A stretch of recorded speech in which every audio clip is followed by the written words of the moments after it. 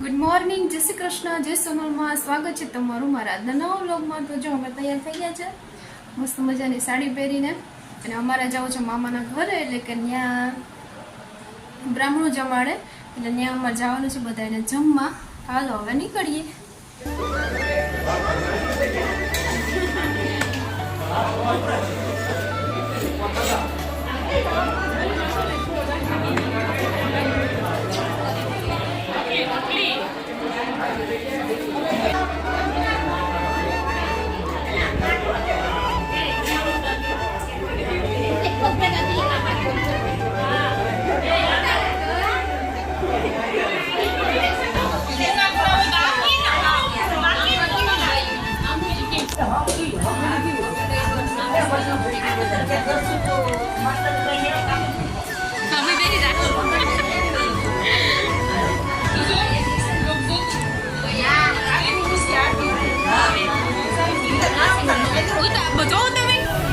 તો વાંધો મારા સબસ્ક્રાઈબર છો ને, હા પાડે।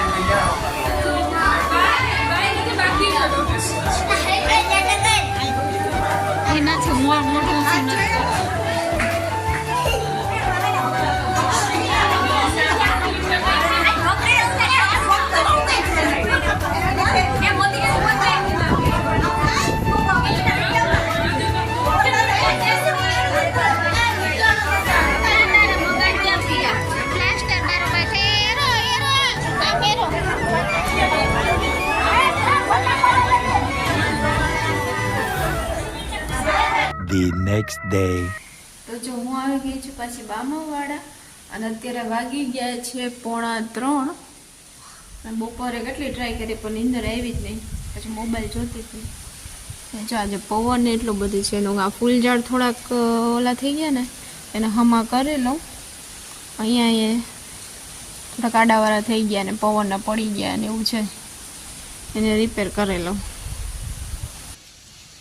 જો આ ડોલમાં હતું ને આ ઝાડવું, એ કટિંગ કરી નાખ્યું ને પાછું ઊંડું વાવી દઈ, કારણ કે બહુ મોટું થઈ ગયું હતું, ઢરી જતું હતું, એટલું મોટું બધું થઈ ગયું હતું ને ઢરી જતું હતું। ને એમાં છે શંખલા અને કોડિયું ને એવી બધી મેં નાખ્યું હતું, બધી ગારાવાળા થઈ ગયા, અને પાછા કાઢીને સાફ કરી ને પાછા ગોઠવી દઈ। જો અને પાછું વાવી દીધું, અને જો આટલા શંખ નીકળ્યા, એને સાફ કરવા જોઈએ પાણીમાં।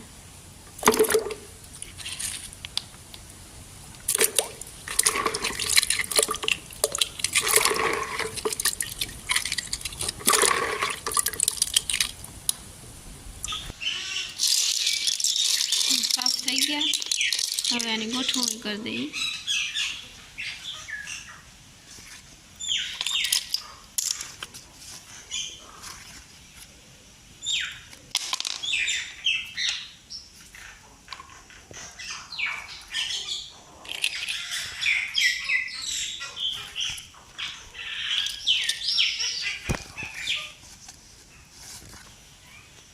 જો થઈ ગઈ છે મસ્ત ગોઠવણી, આટલા વૈધા પાછા બીજા કુંડામાં નાખી દઈશ। કબૂતર પાણી પીવા આવ્યો પણ અંબાતું નથી।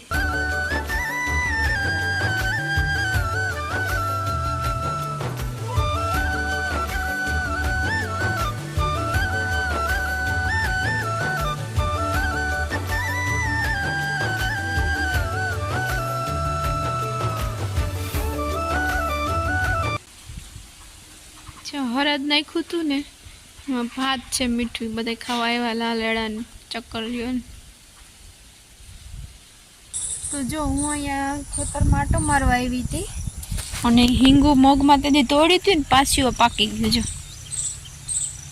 પાછી એક દી તોડવી જોઈએ ને આ બીજી નવી આવી ફૂલે હજી ખુલે ને બીજી પાકી ગઈ.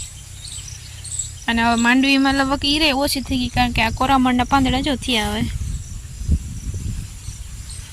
પાંદડા કોરાણા એટલે હવે ઈર એટલી બધી નહીં હોય એમાં મરી ગઈ છે દવા છાંટી દીધા. હું જોતી ત્યાં ચીબડાનો વેલો વાવ્યો એમાં ચીબડા આવ્યા કે નહીં પણ નયા છે આમાં કૂણા જો એવડા ને બાકી જો અહીંયા એક છે મોટું બધી તોડી લઈ. આમાં જોવા ન આવે તો ખબર જ ન પડે કે આમાં કંઈ છે ને ઉકળો છે ને એમાં જો આ બધા પોપિયા હોય ગયા એમાં પોપિયા આવ્યા એક અહીંયા છે મોટું બધી એમાં આવ્યા મસ્તના પોપિયા. એટલા પોપિયા ખાય કોણ બધીમાં ઉગી પડ્યા અટાણા તો ને કઈ ગલકાનો વેલો છે એમાંય ગલકા આવે આમાં વેલા છે ને અહીંયા ચોરાફળી અહીંયા છે એક લાઈન ઘરની પાછળ. માંડવી સારી થઈ ગઈ કારણ કે વરસાદ સારો હતો એટલે. બાકી હિમાચલ પ્રદેશમાં બધીને ખબર જ છે કે પંજાબમાં હિમાચલ પ્રદેશમાં બહુ વરસાદ આવ્યો બહુ નુકસાની થઈ. અટાણે તો એક જ કે આવો વરસાદમાં ક્યાંય બહાર ફરવા જવાય નહીં કે ઘેર જ રહેવાય દેવ દર્શને ન જવાય. સૌરાષ્ટ્ર છે એ જ સુરક્ષિત છે. ઓલું કહેવાય કે ઘર પે રહો ઓર સુરક્ષિત રહો. તો ચાલો હવે આજનો વિડીયો અહીંયા પૂરો કરી દઈએ અને મળશું પાછા નેક્સ્ટ બ્લોગમાં. ત્યાં સુધી આવજો બાય.